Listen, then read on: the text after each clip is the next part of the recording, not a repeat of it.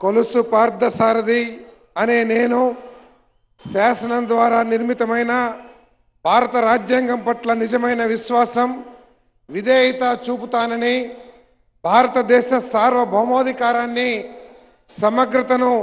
కాపాడుతానని ఆంధ్రప్రదేశ్ రాష్ట్ర మంత్రిగా నా కర్తవ్యాలను శ్రద్ధతో అంతఃకరణ శుద్ధితో నిర్వహిస్తానని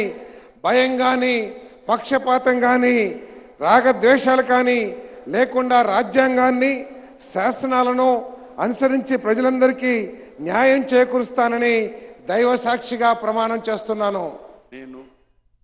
కొలుసు పార్థసారథి అనే నేను